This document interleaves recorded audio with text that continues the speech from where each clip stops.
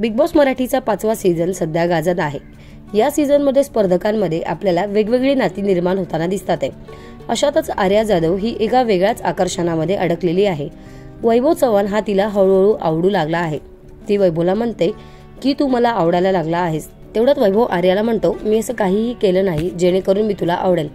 तर दुसरीकडे वैभव आणि एरिना यांच्यातील वाढलेले अंतर पाहून आर्या रडते देखील।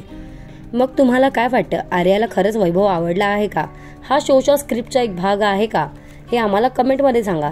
तसेच आर्या ही स्ट्रॉंग खेळाडू वाटते का? तिचा खेळ तुम्हाला कसा वाटतो हे देखील आम्हाला कमेंटमध्ये सांगा। आणि बिग बॉसच्या घरातील सगळ्यात जास्त आवडता सदस्य कोण आहे हे देखील आम्हाला कमेंटमध्ये सांगा।